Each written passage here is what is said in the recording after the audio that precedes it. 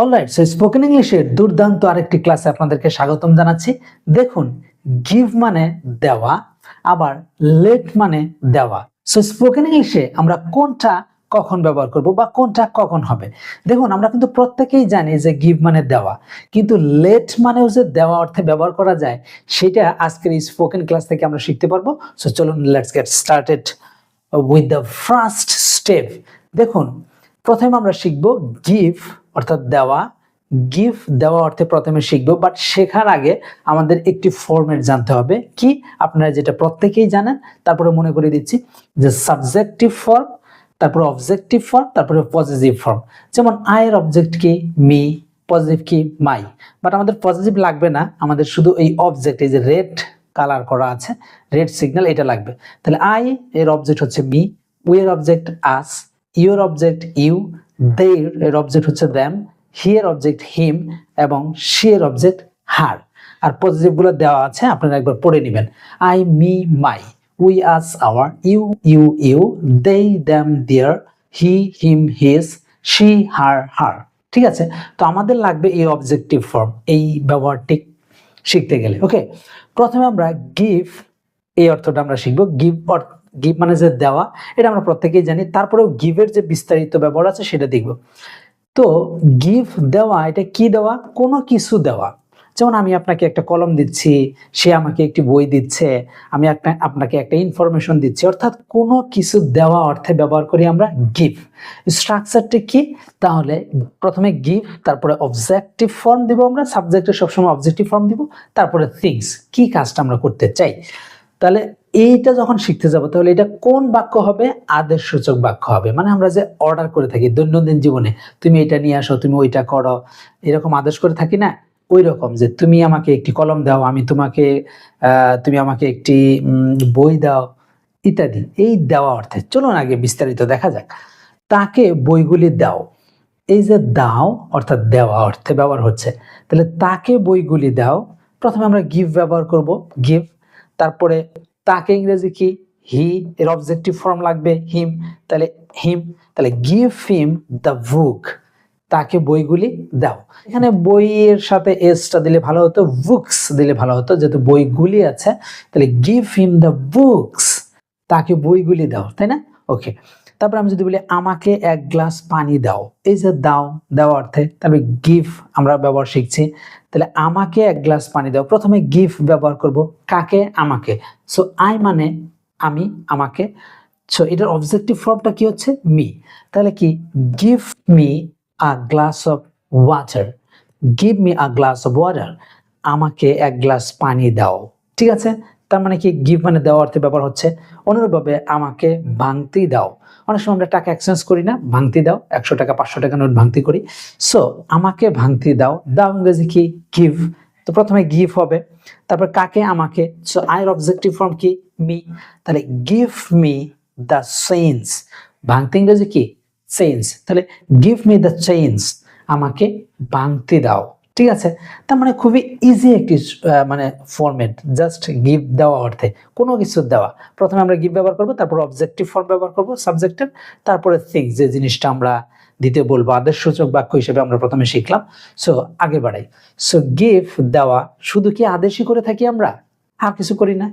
আদেশ ছাড়াও তো আমি আপনাকে দেই, সে আমাকে দেয়, তাই না? মা আমাকে দেয়, বাবা আমাকে দেয়, দেওয়া অর্থে ব্যবহার হয়। সো এইটা হচ্ছে সেই ব্যবহার। কি? এটা হচ্ছে বর্ণনামূলক বাক্য। আমরা কোনো কিছু বিবৃতি প্রকাশ করি, স্টেটমেন্ট সেন্টেন্স। ঠিক আছে? তাহলে প্রথমে কি ব্যবহার করতে হবে? সাবজেক্ট। তারপরে আমরা গ্যাপও ব্যবহার করতে পারি। শুধু কি দেই?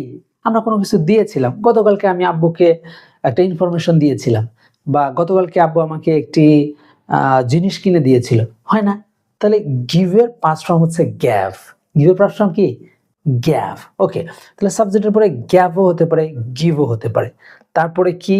অবজেক্ট, ওই যে মি, আস, হিম, হিজ, এগুলো। তারপরে থিংস। ঠিক আছে? তাহলে এটা কি হয়ে যায়? বর্ণনামূলক বাক্য হয়ে যায়। দেখি, সে আমাকে সব সময় ভালো পরামর্শ দেয়, সে আমাকে সব সময় ভালো পরামর্শ দেয়, একটা বিবৃতিমূলক বাক্য। সো দেয়, দেওয়া ইংরেজি কি? গিভ। তো এটা কি? প্রথমে আমাকে সাবজেক্ট দিতে হবে, তাহলে সাবজেক্ট কে দেয়? সে আমাকে দেয়। সে ইংরেজি হি বলতে পারি বা শি বলতে পারি, আমরা হি ধরে নিলাম ছেলে অর্থে। তাহলে হি সবসময় ইংরেজি কি, অলওয়েজ। গিভ, দেখুন হির সাথে সবসময় কি হয়, গিভস হয়। হির সাথে কি হয়, গিভস হয়। থার্ড পারসন সিঙ্গুলার নাম্বার সবসময় দেয়। তাহলে হি অলওয়েজ গিভস কাকে দেয়, আমাকে। তাহলে মি এই যে অবজেক্টিভ ফর্ম দিতে হবে, ঠিক আছে। তাহলে হি অলওয়েজ গিভস মি কি দেয়, ভালো পরামর্শ দেয়। তাহলে গুড অ্যাডভাইস, ঠিক আছে। তাহলে he always gives me good advice, সে সবসময় আমাকে ভালো পরামর্শ দেয়। যদি আমি বলি আমি তোমাকে সবসময় ভালো পরামর্শ দেই, তাহলে আমি আই, তাহলে কি হবে, আই অলওয়েজ, পরামর্শ দেওয়া ইংরেজি কি, গিভ, আর সরি দেওয়া ইংরেজি কি, গিভ। এবার আয়ের সাথে গিভস হবে না, গিভ হবে। তাহলে আই অলওয়েজ গিভ তোমাকে ইংরেজি কি, ইউ। তাহলে I always give you good advice, good advice, আমি তোমাকে সবসময় ভালো পরামর্শ দিই, বা আমি তাকে সবসময় ভালো পরামর্শ দিই। তাহলে আই অলওয়েজ গিভ হিম, তাকে ইংরেজি কি, হিম ছেলে অর্থে। আর যদি মেয়ে অর্থে হয় তাহলে হার হবে। তাহলে I always give him good advice, আমি তাকে সবসময় ভালো পরামর্শ দিই, আমি মেয়েটিকে সবসময় ভালো পরামর্শ দিই। তাহলে I always give her good advice, আমি মেয়েটিকে বা তাকে সবসময় ভালো পরামর্শ দিই, ঠিক আছে। তারপর আরেকটি সেন্টেন্স দেখি, আমি তাকে একটি সুযোগ দিয়েছিলাম, এই যে দিয়েছিলাম, দেওয়া, দিয়েছিলাম, তখন গিভের পাস্ট ফর্ম হচ্ছে গ্যাভ। তাহলে আমি তাকে একটি সুযোগ দিয়েছিলাম, কে, আমি। তাহলে আই, দেওয়া ইংরেজি কি, গিভ, পাস্ট ফর্ম যেহেতু দিয়েছিলাম এজন্য গ্যাভ হবে। তাহলে আই গ্যাভ কাকে, তাকে, তাকে ইংরেজি কি, হিম, ওই যে অবজেক্টিভ ফর্ম দিতে হবে, হি, হিম। তাহলে I gave him a chance, আমি তাকে একটি সুযোগ দিয়েছিলাম, চান্স ইংরেজি কি, সুযোগ। তাহলে I gave him a chance, আমি তাকে একটি সুযোগ দিয়েছিলাম, আমি তাদেরকে একটা সুযোগ দিয়েছিলাম। তাহলে I gave them a chance, আমি তাদেরকে একটি সুযোগ দিয়েছিলাম, আমি রোহানকে একটি সুযোগ দিয়েছিলাম। তাহলে I gave Rohan a chance, আমি রোহানকে একটা সুযোগ দিয়েছিলাম। যদি নাম বলেন তাহলে ডিরেক্ট এখানে নাম দিলেই হবে, I gave Rohan a chance. আর যদি আমরা অবজেক্ট ব্যবহার করতে চাই নাম ছাড়া, হি, শি, দ্যাম এগুলো যদি হয় তাহলে তার অবজেক্টিভ ফর্ম দিব, ঠিক আছে। নাম দিলে এখন নাম ইউজ করতে পারবেন, আর না হলে আমরা অবজেক্টিভ ফর্ম দিব, ঠিক আছে। আমাকে একদিন দেওয়া হয়েছিল, আমরা অনেক সময় বলি আমাকে একদিন দেওয়া হয়েছিল, আমাকে একদিন ছুটি দেওয়া হয়েছিল, তাকে একদিন ছুটি দেওয়া হয়েছিল। কে দিয়েছিল এটা উল্লেখ নাই, আমাকে দেওয়া হয়েছিল, আমাকে বলা হয়েছিল, আমাকে দেওয়া হয়েছিল, এই যে এটা হচ্ছে প্যাসিভ সেন্সে। তাহলে এটা কিভাবে হবে, এভাবেও কিন্তু বাক্য হতে পারে, যেহেতু দেওয়া হয়েছিল অতীতের, এই জন্য আমরা ব্যবহার করব ওয়াজ। তাহলে আই ওয়াজ ব্যবহার করলাম, আই ওয়াজ। তারপরে কি ব্যবহার করতে হবে আমাদের, যেহেতু প্যাসিভ সেন্স এই জন্য আমাদেরকে গিভের পাস্ট পার্টিসিপল ফর্ম দিতে হবে, গিভ, গ্যাভ, গিভেন। এই জন্য I was given a day, আমাকে একদিন দেওয়া হয়েছিল কি, ধরুন বললাম আ লিভ, আ লিভ একটা ছুটি, একদিন আমাকে একটা ছুটি দেওয়া হয়েছিল, গত মাসে আমাকে, বা 2-3 মাসের আগের কথা বলছি, আমাকে একদিন ছুটি দেওয়া হয়েছিল, রাইট। তাহলে I was given a day, আমাকে একদিন ছুটি দেওয়া হয়েছিল। দেখুন প্যাসিভ সেন্স করতে গেলে কি করতে হয়, সাবজেক্টের পরে am is R was are দিয়ে তারপরে ভার্ব 3 বসাতে হয়। আপনারা এইভাবে বাক্য ব্যবহার করবেন, আমাকে একদিন দেওয়া হয়েছিল, তাহলে I was given a day, আমাকে একদিন দেওয়া হয়েছিল। তাকে দেওয়া হয়েছিল, তাহলে হি ওয়াজ গিভেন আ ডে, তাকে একদিন দেওয়া হয়েছিল।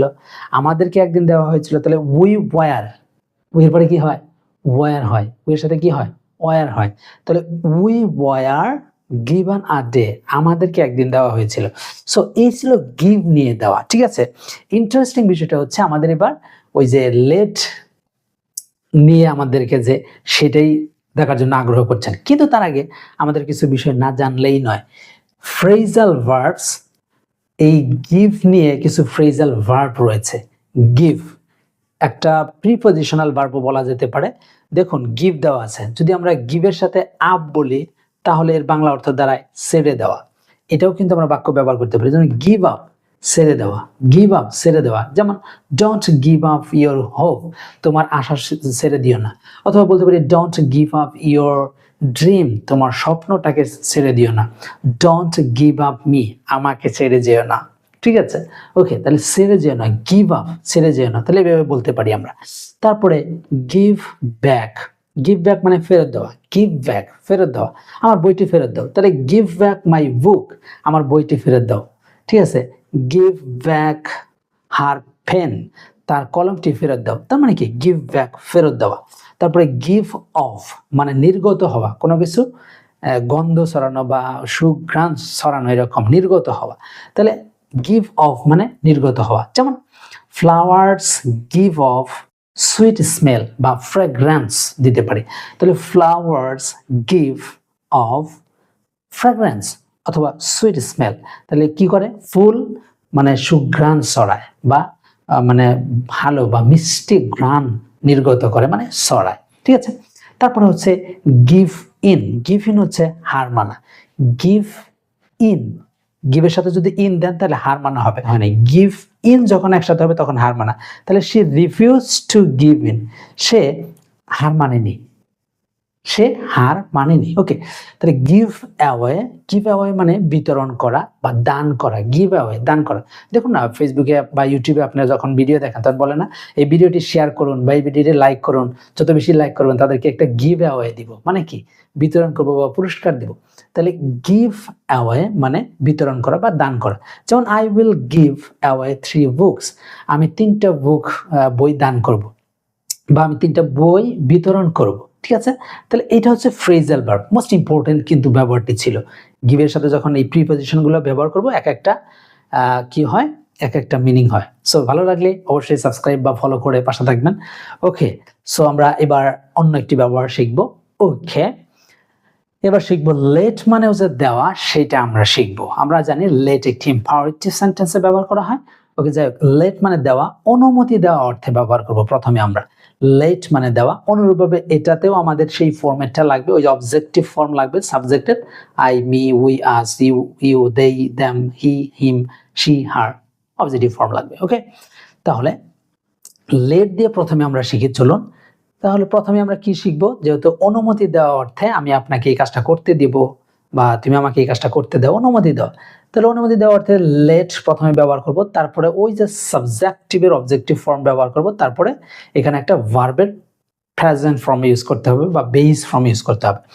তাহলে এটা কি হবে, অনুমতি প্রদান করা হবে। ঠিক আছে, অনুমতি দিব আমরা, এরকম। যেমন আমাকে যেতে দাও, দাও এই যে দেওয়া অর্থে ব্যবহার হচ্ছে, লেট মানে দেওয়া। ঠিক আছে না, ওকে, আমাকে যেতে দাও, তাহলে কি লেট, তারপরে কাকে, আমাকে, আই এর objective form me, so let me go, আমাকে যেতে দাও। আমি যদি বলি তাকে যেতে দাও, তাহলে লেট হিম গো, তাকে যেতে দাও। আমি যদি বলি তাদেরকে যেতে দাও, তাহলে লেট দ্যাম গো, তাদেরকে যেতে দাও, রাইট। ওকে, তাকে বাইরে যেতে দাও, তাকে বাইরে যেতে দাও, এই যে দাও আছে। ঠিক আছে, তাহলে লেট তাকে, তাকে ইংরেজি কি, হি, হির অবজেক্টিভ ফর্ম হিম। ওকে, লেট হিম গো আউটসাইড, তাকে বাইরে যেতে দাও, লেট হিম গো আউটসাইড।